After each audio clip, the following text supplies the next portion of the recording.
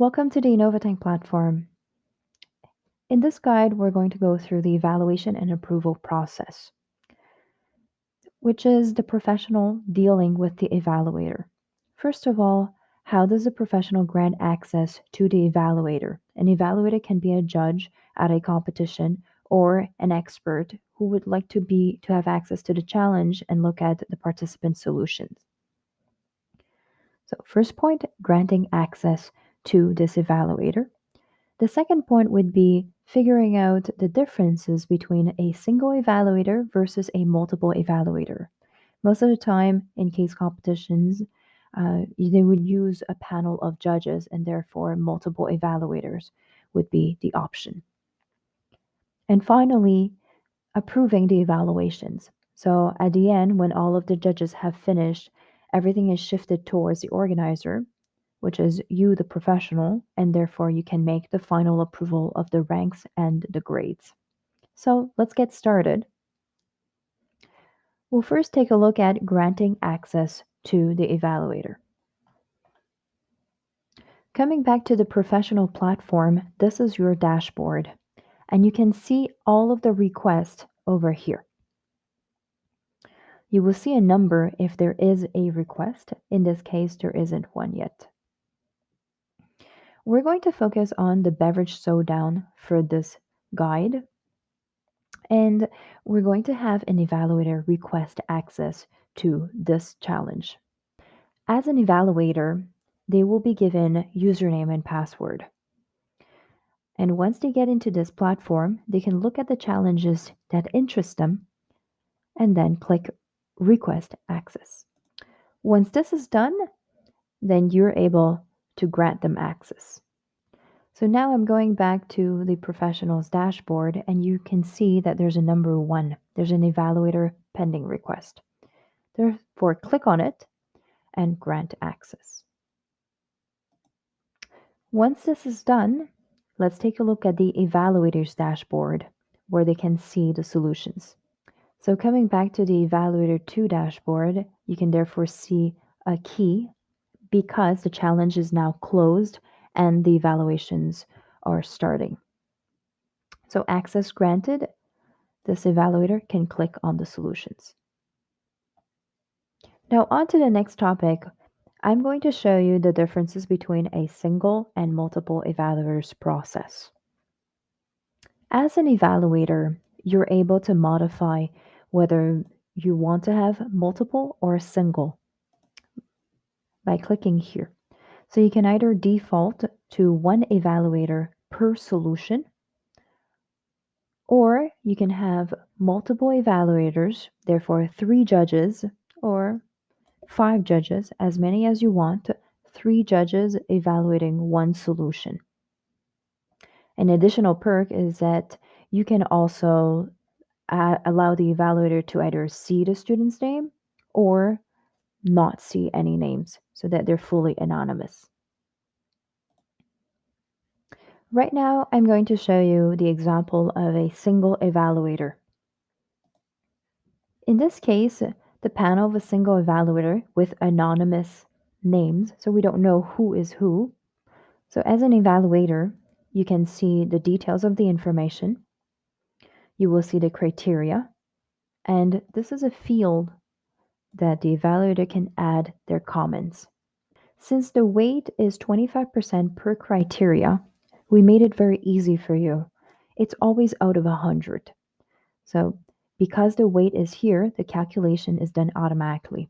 If you believe that the analysis is very good at 90%, then you can just add 90, and the total is being calculated here. So for example, if I were to change the amount for the presentation skills, then the totals will be also changed. The evaluator would then click Save,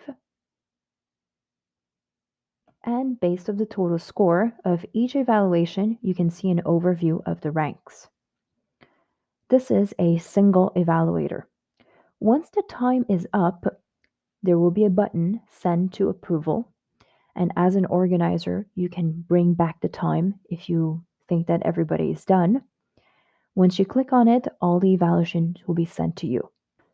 So in this case, I'm going to show you a complete challenge where all of the evaluations have been sent for approval. By clicking the solution, you will see that the evaluations have been sent to you. And as an organizer, you can always rectify the ranks by adding a comment, and you can also view the solutions. Once this is done, you can therefore send it over to the admin. Now I'm going to show you the example of a multiple evaluator. So for example, I've clicked this button and I would like to have minimum of 3 judges. You can have up to as many as you want. You can have 30 judges if you want to. We click submit. So let's take a look at evaluator number 1 who had access to the beverage showdown, and we'll click to see the solutions. This is the platform of a multiple evaluator whereby you can see all the number of evaluations, and you can click on each solution to put the feedback. So let me fast forward this. I'm going to complete the feedback with 3 judges and we're going to go through the aggregation process.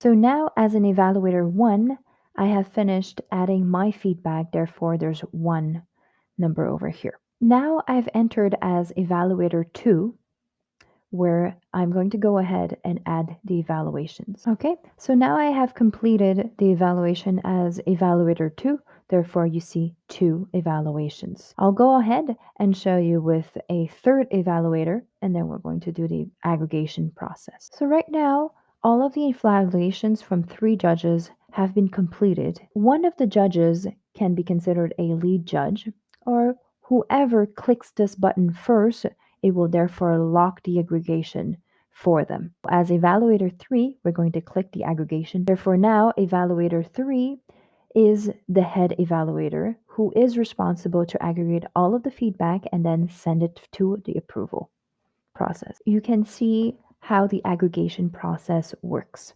It will compile all of the information from each of the judges on an anonymous basis and therefore aggregate it into this yellow box.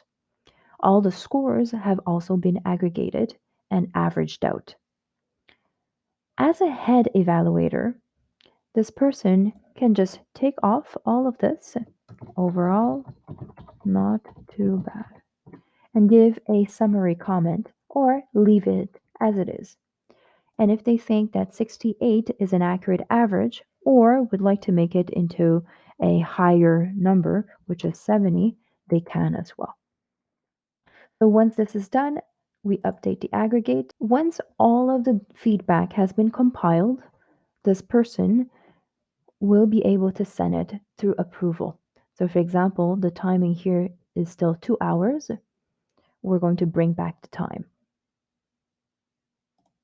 So right here, I have brought back the time. The evaluation process has ended and the head evaluator now has locked all of the aggregation and can now send for approval. This was the single versus multiple evaluator process. Now we're going to take a step back and look at the professional's role in approving evaluations. As a professional, you can go back to the Beverage Showdown challenge and you're going to see it has moved up to 60%, meaning that the evaluation process is completed. In this case, you can click on the key and you are now able to process this approval. So as a professional rank, you think that this is not really fair. You would like to change the ranking. Something happened, a team cheated, and therefore you would like to change it with a justification.